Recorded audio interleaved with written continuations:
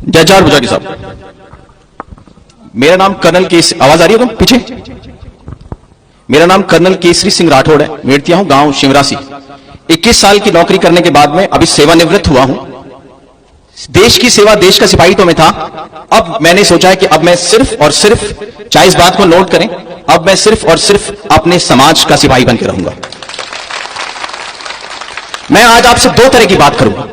एक बात जो मेरे युवा भाइयों की पीड़ा मैंने देखी है, जो बेबसी देखी है, जो इन्होंने प्रकट की है, और एक बात जो अगले 10 साल में जिसके बारे में आप नहीं जानते हैं, जो हमें लोकतंत्र पार्ट 2 लाने वाली है, आने वाली है। आप इस बात को ध्यान से सुनना और सोचना कि क्या यह जरूरी नहीं है कि हम एक साथ एक जगह हो जाएं। छोटी सी एक कहानी सुनाऊंगा क्योंकि मुझे समय 5 मिनट का दिया गया है। एक बाड़ा था गांव में। बाड़ा समझते हैं सब? मैंने थोड़ी मेरी मारवाड़ी हुई वीक है तो मैं हिंदी में कंफर्टेबल हूं। एक बाड़ा था गांव में। उस बाड़े में किसी ने मुर्गियां पाल रखी थी। मुर्गी ने बच्चे अंडे दिए, उसके बच्चे हुए छोटे छोटे चूजे, 15, 20, 25, और उसी में एक खेजड़ी पे एक घोंसला था जिसमें से एक चील का बच्चा गिर गया। वो गिरा मुर्गियों के बच्चों के बीच में। मुर्गी का बच्चा अंडे से निकलते ही उछल के खड़ा हो जाता है, सुंदर लगता है और ची ची ची करता और पीछे पीछे भागता है। देखा है सबने? चील के बच्चे को बड़े होने में समय लगता है। चील का बच्चा छोटा होता है तो सुंदर नहीं होता। चील के बच्चे के हाथ पांव में उतनी जान नहीं होती। वो चील का बच्चा अपने आप को उन मुर्गियों के बच्चों के बराबर समझने लग गया, जो आजकल मेरे युवा समझते हैं अपने आप को मुर्गियों के बच्चों के बराबर। वो चील का बच्चा ये महसूस करने लग गया कि मैं भी मुर्गी हूं, और गई गुजरी मुर्गी हूं, जो उन मुर्गियों के बच्चों के साथ साथ जो उसकी तौहीन करते थे कि देख तुझसे तो चला भी नहीं जाता, तेरे तो पंख भी नहीं है, तू तो पीछे पीछे घिसट के आ रहा है। ये दुर्दशा मेरे उन युवाओं की है जो अभी मैं देखता हूं। फिर क्या हुआ? समय गुजरता गया, वो चील का बच्चा बड़ा होता गया, पंख आए, मगर मेंटली टूट चुका था वो, जो मकराना में हम टूट चुके हैं। मेंटली टूट चुका था वो। उसको लगता था मैं तो मुर्गी हूं और मैं तो एक अजीब सी मुर्गी हूं। उसे पता नहीं था कि मैं क्या हूं। फिर एक दिन एक चील आई जो उस पेड़ पे बैठी थी, इन्हीं हमारे सरपंचों जैसी, इन्हीं हमारे राजपूत युवाओं जैसी, हमारे कर्नल साहब जोधा जैसी। जिसने पहचाना उसे बोला, अरे भाई, अरे बेटा, तू ये नहीं है जो इनके साथ, तू अपने आप को पहचान। नहीं पहचान पाया, देखा ही नहीं था कभी उसने। फिर जब उसने उसको समझाया, उड़ के दिखाया और एक हाथ खोल के झापड़ मारना सिखाया, तब उसे समझ में आया वो क्या है। और जिस दिन उस चील के बच्चे ने अपने पंख खोले और एक झपीड़ मारी, तो आप सोच सकते हो उन मुर्गियों के साथ में क्या हुआ। तो मेरे चील के बच्चों, मुर्गियों के बीच पड़ के अपने आप को मुर्गी मत समझने लग जाना। ये जो चीलें उड़ रही है ना छोटी छोटी जगह पे, इनसे शिक्षा लो। अभी समय आ गया है, हमें झापड़ मारना है।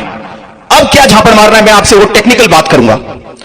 आज के करीब 70 साल पहले हमें लोकतंत्र का आगाज हुआ और हमारी 2.5 से 3 पीढ़ियां खप गई हैं क्योंकि राज चले गए। और उस समय रिमोट कंट्रोल राजा महाराजाओं के पास थे। हम समझते ही नहीं थे कि लोकतंत्र क्या होगा और लोकतंत्र में क्या होगा। आज 70-75 साल के बाद हमने ये पहचाना है कि हमारी ऐसी तैसी हो गई है। क्यों हो गई ऐसी तैसी? और वो जो बुद्धिजीवी वर्ग ऊपर बैठा है वो भी पहचान गया है कि 5000 साल से 10,000 साल से, सतयुग, त्रेता, द्वापर, कलयुग से अगर एक वर्ण व्यवस्था बनाई गई थी, अगर एक समाज में क्षत्रिय को स्थान दिया गया था, युद्ध करने की जगह दी गई थी, अगर वो प्रशासन में थे, एडमिनिस्ट्रेशन में थे, अगर आज 70 सालों से उनको उठाया है या हटाया है, तो वो जो भेड़ें थी जिनके आपने गिन लिए और उनको वहां बिठा दिया। भेड़ों की भीड़ ने जब लोकतंत्र पे कब्जा किया तो आज आप देख रहे हैं क्या हो रहा है। ये जो बच्चे कह रहे हैं ये हो रहा है। अब मैं आखिरी में 2 मिनट में आपको कुछ सांकेतिक रूप से टेक्निकल बात बताना चाहता हूं। मैं 21 साल की नौकरी करके आया हूं और मैंने देश के करीब हर राज्य में नौकरी की है और मैं राजनीति और नॉन राजनीतिक बुद्धिजीवियों से, जो आईएएस भी हैं क्षत्रिय समाज के, आईआरएस भी हैं, आईपीएस भी हैं, उनके साथ बैठा हूं। ध्यान देने की बात यह है, मोदी और योगी जो बीजेपी में हैं, उन्होंने इस बात को समझा है कि 545-42 सीटें हैं लोकतंत्र में, लोकसभा में, उसको 750 करने की जरूरत है। यानी कि वो लोकतंत्र का दूसरा पड़ाव, 1.5 गुना लोकतंत्र बढ़ने वाला है। यानी कि हर चीज का परिसीमन होगा। यानी कि हर पंचायत समिति से लेकर, हर जिले से लेकर, हर राज्य से लेकर देश में 1.5 गुना हर चीज बढ़ेगी। 5 साल में, 10 साल में, 15 साल में। यानी अगर 50% लोकतंत्र तब आया था तो 25% लोकतंत्र अब आएगा। उस टाइम हमारा रिमोट कंट्रोल उन राजा महाराजाओं के पास था, अब हमारा रिमोट कंट्रोल हमारे पास होना चाहिए। अब आपको यह समझने की जरूरत है, अगले 5 से 7 साल तक अगर साथ नहीं दिखोगे तो फिर बांटे जाओगे, उस तरीके से बांटे जाओगे, लोकतंत्र उस तरीके से परिसीमन करेगा, उठ नहीं पाओगे। आपसे निवेदन करता हूं, जो आज सरपंच हैं, किसी पद अधिकारी में हैं, किसी लेवल पर बैठे हुए हैं, कि मेरे इन युवाओं के उस भविष्य के लिए, इस परिसीमन के लिए एक साथ अगले 2.5 से 3 साल दिखना जरूरी है। 70 साल का 5% 3.5% होता है, 70 साल का 10% 7% होता है। कल मेरी मैं नाम नहीं लूंगा, काफी पॉलिटिकल स्टेट लेवल के हैं, उनसे मेरी बात हुई। उन्होंने कहा कर्नल साहब विश्वास रखो, अगर साथ भी दिख जाओगे ना राजपूत, क्योंकि राजपूत एक ऐसी शक्ति है जिसको संयोजित करना आसान है, उसका आप नेतृत्व करना बहुत मुश्किल है।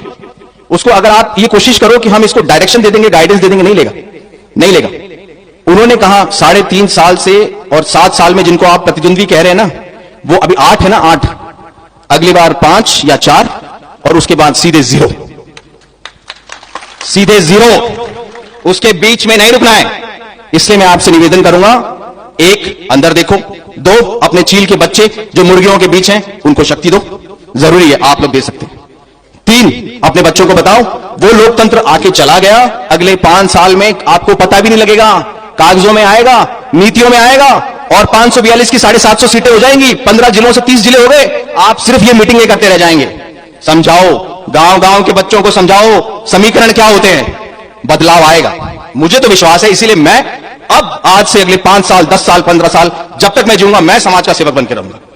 जय चार भुजा।